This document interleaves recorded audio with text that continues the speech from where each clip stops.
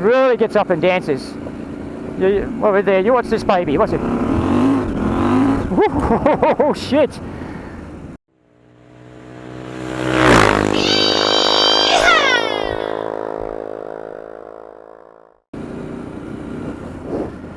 Well, hello everyone, boys and girls.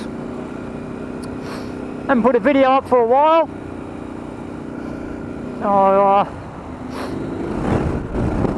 So here I am. It is quite cool, so there may be sniffing because I can't help it. I have a broken nose and I sniff a lot, so sorry if there is sniffing. There we go. I also unblock on my ears as well. They bloody always block. Like when you've been on a plane, you know what I mean? You get that high altitude. So I'm out today on riding on my new bike. So today is just a bit of a talk about ownership of a KTM 890R. So long story short, I sold the T7. So why did I buy the 890? Okay. Well, let's go back before we go forward if we can. Alright, so I was out on a ride with a few guys, and they were all on 890s. And one of the chaps I knew, he only just bought a brand new 890. It was actually a 22 model, so it was a run out model.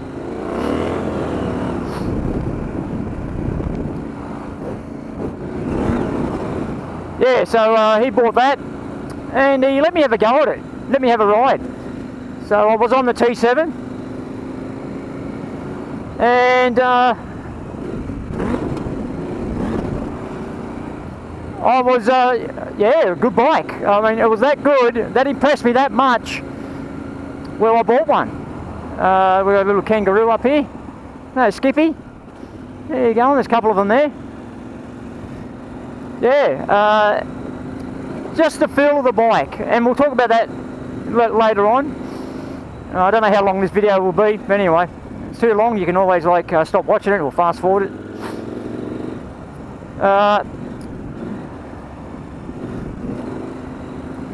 It was just that, just the way it carried its weight, and how it actually sitting on the bike. How it actually, the impression it gave you that it's actually a smaller bike. Alright, that's... sure, the motor's more lively. That's what I first noticed, the motor was more lively and, you know... I got one on my fourth here now. So, you open the throttle up, I've got it on slip 5 at the moment, so that's the traction control.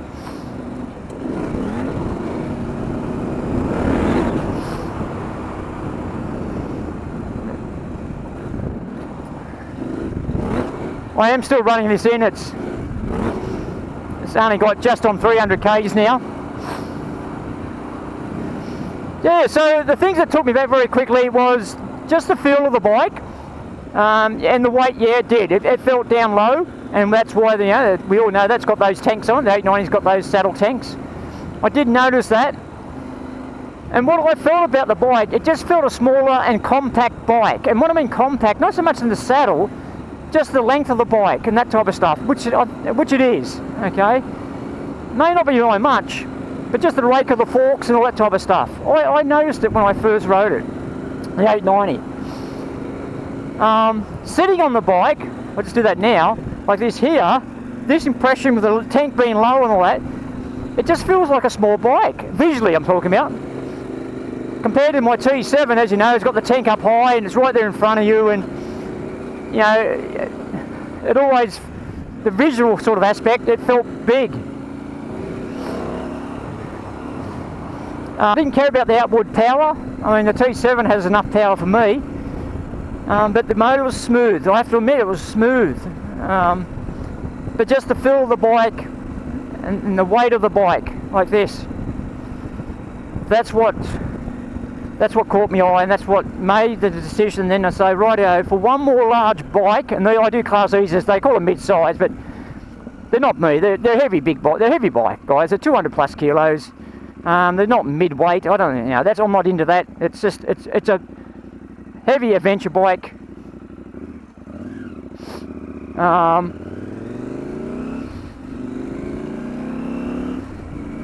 So I thought this might be, well, that's not my last bike, but it will be my probably last sort of heavy bike, I think. Anyway, what we'll do, we'll catch up later on, just up here. We'll keep talking. I'll stop the camera now because it's a bit of road, and I'll talk when we're back on the back in the forest. Okay.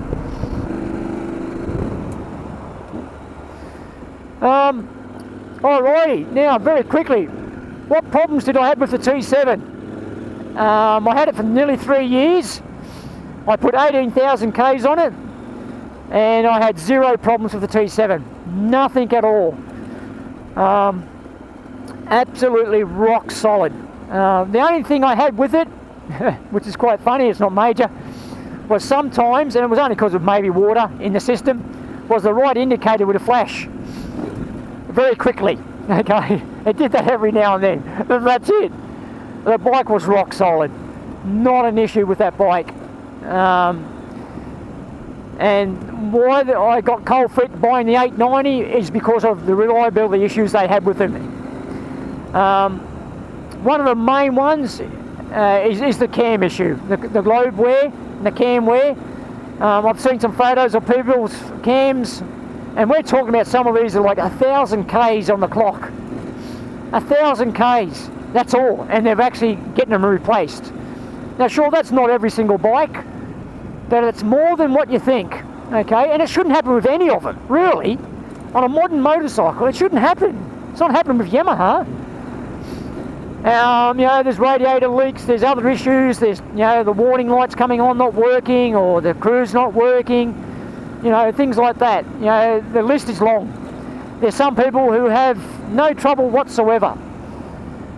I personally, I don't know how KTM get away with it, but people like me, we keep buying their bikes, and I'm being a bit naive. I'm not one hoping that I've got a good one and I'll get 100,000 Ks out of this motor, plus I hope I get 200,000 Ks out of it. But I can't see myself keeping this bike. I just, as in reliability, you know, the T7, 200,000 Ks on that motor, not a problem, I reckon, not a problem. Yeah, I don't know about the 890. I don't know. Yeah, so like I said, now have I had any issues with this bike already? Now remembering it's only just got over 300 Ks on it. Well, yes, I have. Yep, I know. Yes, I have. Well, the first thing I noticed is that my very first ride, I started up out in the garage, out in front of the garage with another chap I was riding with, and it was a cold start. And what I mean by a cold start, it was the very first start of the day. So I'm not saying I'm starting it in minus 10 degrees or something, it was just its very first start, so it hadn't been started before on that day. And the noise in the top of the motor sounded like it was just nuts and bolts. I kid you not, it only lasted for about 3 or 4 seconds, but to the point where I was going to turn it off. It sounded like there was no oil in the top end of the motor at all. And then bang! It just went completely silent. I mean, the motor's still running, but the noise went away. And it's like oil made its way to the top, into the top of the motor. I just went, what the hell was that? I've been told it can be the cam chain, or I don't know. It hasn't done it since. It hasn't done it since. All right. But on that ride, the bike went beautifully. I actually was like, oh, I'm glad I bought this bike. I absolutely love it. You know, I'm very happy. You know, you're in the honeymoon mode, you know what I mean, with the bike. I was very, very happy. So I come home, give it its first wash, dry it off, de-water it like I always do with my bikes, WD-40, whatever, air, always get rid of the water. Looks like someone's ahead of us. So I did all that. I am riding slow just because of what I'm talking, so I can concentrate. Whoa, we're going to talk about that. Listen to that sound. Yeah, very first wash, blah blah blah. Went in, had lunch. I always like starting my bikes after washing them. You know, warm them up. You know, evaporates any out of the water that I've missed. So I went to start it, and it started for a second and boom, died. Bit of a pop. I went, oh shit, that didn't sound good. So I started it again, and it was running on one cylinder. I'm thinking, what's going on here? So I turned it off, and I thought to myself, here we go, KTM. I knew that, you know, it's not if it'll happen, it's more like when it'll happen. So yeah, there we go. Anyway, hit the starter button again. Still running on one cylinder, then it slowly worked itself out, and then the second cylinder, it worked. I thought I might have missed out. I thought I maybe didn't pay KTM the full amount of money. Maybe I had to pay more money for the extra cylinder to work. I'm not sure. But I'm pretty sure that when I paid the money, I paid for both cylinders to work. So anyway, since then it hasn't done it since. It's running on both cylinders, which is good, and I didn't have to pay KTM any more money to get that second cylinder to work. So yeah, at the moment the bike's been running fine. But there you go, guys. And that only had about 230 k's on it. I actually have been over my bike. I checked nuts and bolts where I can. I've been right over it, even after the ride. Oh, sorry, I forgot one. I forgot this thing. I was actually decatting it, which we'll talk about later as well. And to do that, you've got to unloosen your swing arm bolts. Well,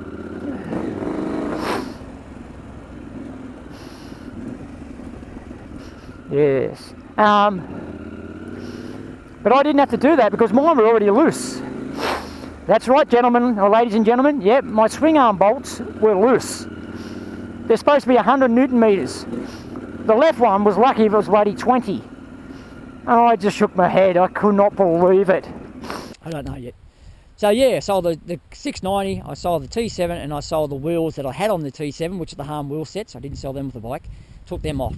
So all that money combined together got what I've got right here now, and the accessories as well. All right. So what did I do? I wanted to keep the cost down as much as possible. I got the bark busters put on it. So naturally I bought them from the dealership. They gave them to me cheaper than if you were to walk in and buy them off the street, so to speak. So I got those put on it. So what have I done to the bike? I've also changed the screen. So what that is, that's an Audi Express screen. It's a knockoff from Raid Garage, because the 890 to me as a bike that I like looking at, 10 being, you know, I get very excited when I look at it. It's more about a 4 out of 10. My T7 was about an 8 out of 10. I love the look of the T7. The side profile with the tank, didn't like it too much sometimes, but overall, really good looking bike in my view. The K890, no it's not. I don't think it's a very good looking bike. That's my own opinion. I'll give it a 4 out of 10 for looks. But I think it looks a little bit better now with this screen. Okay, you can see they're very wide. That's what I don't like. The T7 is very narrow at the front, which I did like. Okay, so this screen is a little bit narrower. Different in its way it looks to a standard screen.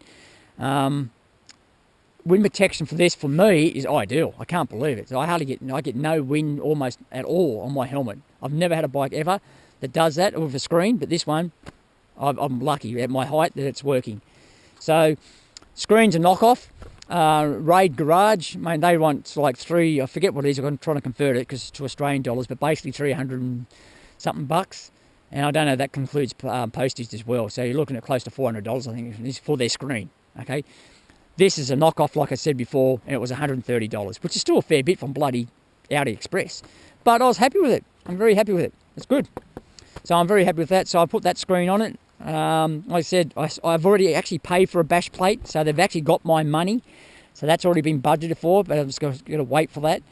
I was going to get one called Enduro Engineering bash plate, and apparently they weren't getting that one there, so it was 2 months wait. Even though they said, anyway, I won't go into it. The other one that I'm getting now is a Cross Pro bash plate. I think it's Cross Pro. But the thing now is I asked them is that I don't want it to be engine mounted. I want to make sure that the bash plate mounts to the foot pegs or the frame part, which most they mount to the frame or the foot pegs. I do not want a bash plate that mounts to the engine. That's what the standard one does, guys. It actually mounts to the bottom of the sump, which is absolutely ridiculous. You do not want that. So yeah, waiting for the bash plate. I've got this Sharon. It's called Sharon Exhaust. Again, that from Raid Garage. Reason why I end up going for that reason, purely because one is that I love the look of it. Okay, I do like the look of it. You can get your link pipe that decats it, all right? But a lot of the link pipes are just ridiculous amounts of money. Okay, like some of the link pipes, some of these well-known manufacturers, like they want $700 and $800 for a bloody small link pipe, and then you got to buy your muffler if you don't want to use your standard muffler. So what I did do, so I've got two options. I actually bought the link pipe, and it was an eBay one, and I can actually use my standard muffler back to the standard height up here. All right, so I have that option, and the standard link pipe was only like $80, and it worked fine. And I tell you what, there was nothing wrong with the quality. It's fine. So I've got that option I can use, but I've also got this one here that I'm currently using, which they call this is the rally setup. As you can see there, the exhaust comes to the outside of the swing arm. So yeah, I got that delivered, and it's still reasonably cheap because the whole system. That means the muffler plus the link pipe. As you know, some of the well-known brands, they want $1,000 just for their muffler, which it's just, I reckon, it's a rip-off. Now they come with a DB killer and a I think they call them a spark arrestor. They need that in certain parts of America. We don't need them here in Australia. But if I want to take that spark arrestor out and the DB killer out, you've got to drill these out, the caps out, these rivets out, and to replace it. But I won't be doing that because it's loud enough. So I won't be taking that out. I don't want it any louder. It's just quite good at the moment.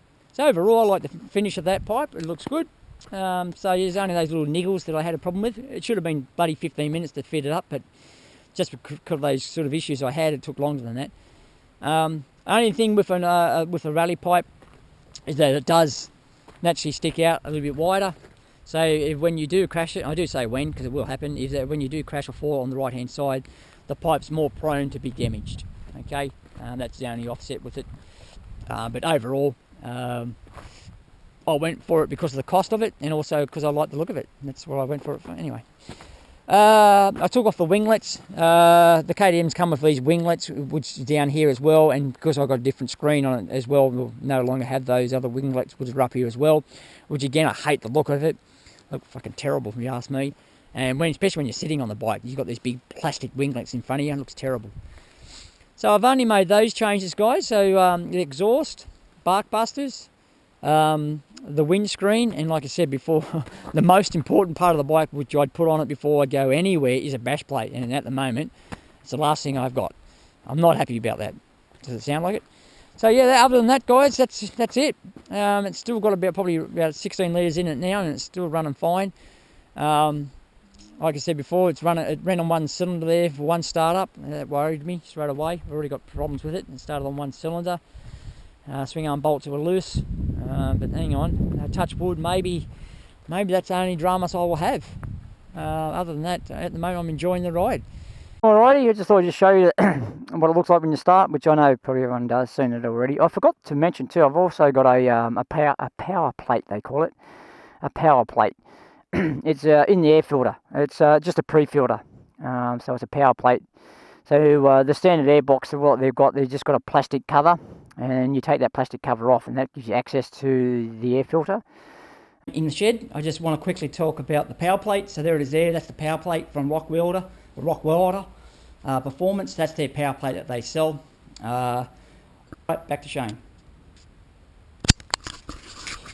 Alright, so it prevents basically a lot of dirt and dust shit getting into the primary filter. And I've heard good things about them. It's on, what is it, Rockwilder? So that's the power plate. So yeah, you've got to make sure you do that type of stuff, because the air boxes on these 890s, the standard setup, it's not good. You need to put a pre-filter on it. And also, they also have drain plugs at the bottom of the air filter in the box. Okay, so I've actually put a little pre-filters in those as well, because I noticed I was getting on my first ride. If I think about it when I get off the bike, I'll show you. They are basically holes underneath, so it's actually a lot of dust gets in there and dirties the air filter straight away. So it's almost what it's doing. It's bypassing having the power filter, the pre-filter. So I haven't blocked them off, but I put little filters in there, made my own little filters out of some foam that I have, proper air filter foam. So I've cut them out and put them in there. So that's it, ready to race. Yeah, okay, good on you. But just I'd rather be ready to keep going and going and going, and reliable.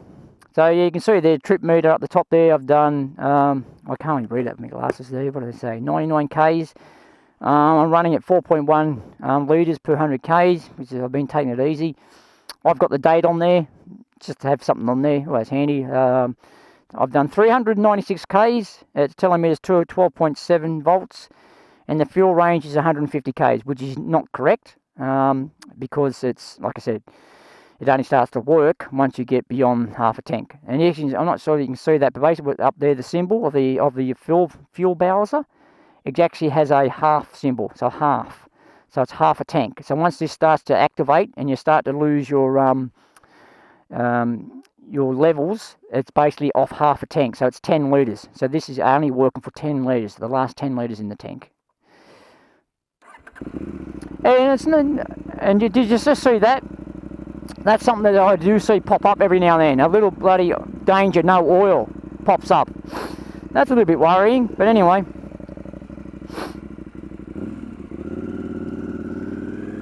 But just the balance of the bike like here, this is where you notice it, guys. Just the difference of that fuel being down low.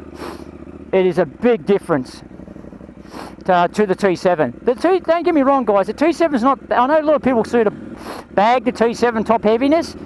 It's not that bad. If you're a big fella, if you're someone who's maybe 6 foot something and 100 kilos, you're not going to notice it as much as someone like a little fella like me. All right, so, and value for money, well, I know they got a lot more expensive, so they weren't as, I mean, they're not as much value now as they were a few years ago. I know that, you're paying more for them. But geez, guys, I mean, the T7 is still a good bike, and you're not going to have, which I do have, I have a little bit of worries about the reliability of this bike. I did not have that with this T7. You know what I mean? You know, is this cam going to fail, or when's it going to fail? Anyway, that's enough of that. The bike's going. I'm enjoying it. Traction control and electronics, I can say, are fantastic on this bike. Absolutely fantastic. So at the moment, we're riding almost like bull dust. That's what it feels like. Absolutely terrible on the bends, and then you're going through sand. Now that was slip 5, and it allowed me to have a nice sort of drift through that corner then. That's how good the traction control is.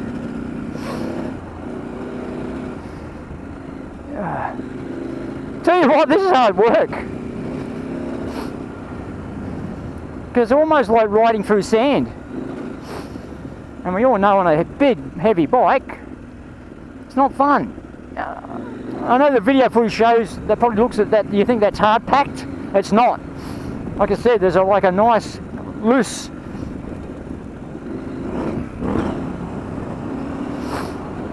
topsoil on it.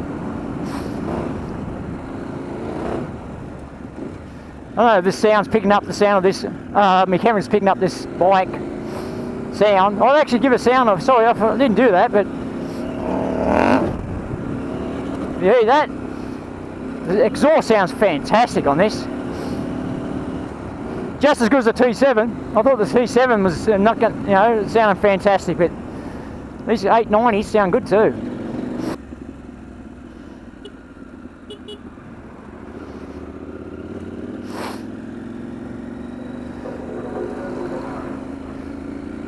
Oh, see that? You missed that. This is where it's dangerous. The back end then just flicked out, I kid you not, big time, because there's all these rocks now in these fines that I can't see.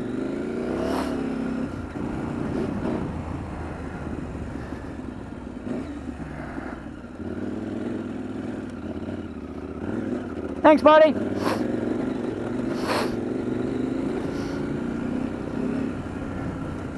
They haven't done this part. I wonder if they're coming through here. So now we're back on the old trail. Now you can see the difference now, can't you? Woohoo! Now this is what's better. This is what I like.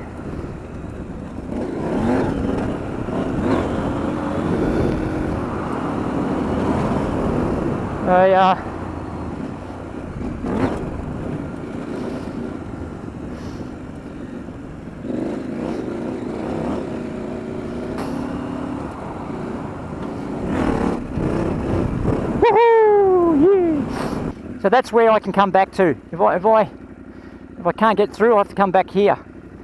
See, I hope you can see that's very, very rocky. So I just take me some time down here. There's a through the rock ledges you've got to go down, step offs, but not too bad, not too hard.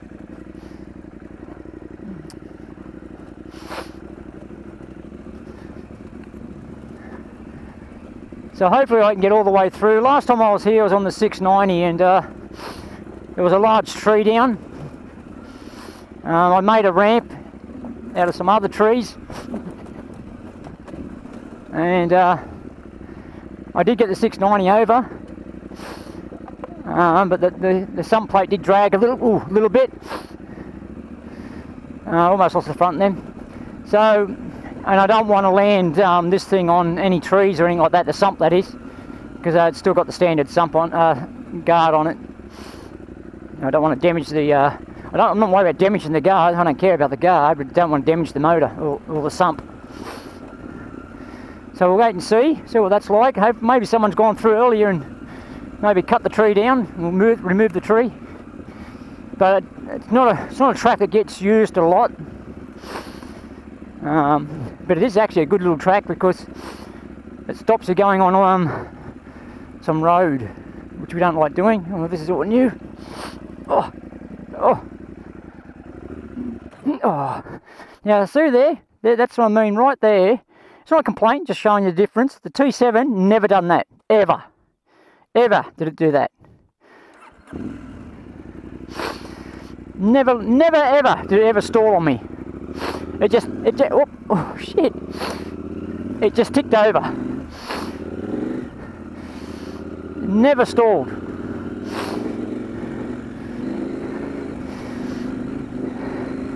And stalling can be a problem too if you're in a situation where you're on that balance type point of the bike and you stall. The next thing you know, you can come crashing down. You know.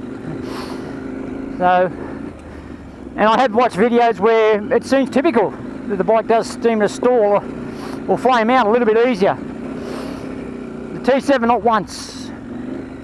Just comparing them, not whinging, just comparing the difference. So that's something I've got to get used to. I even had the foot and the clutch on it then too, a bit of clutch too, but she still flamed out on me.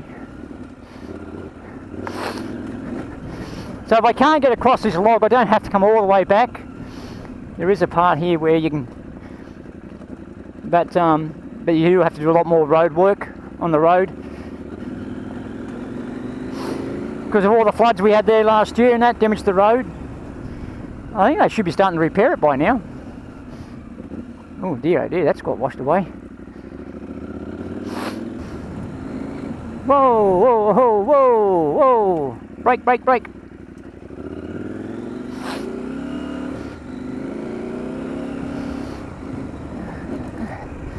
There's tracks, so there's people been through here, which is alright,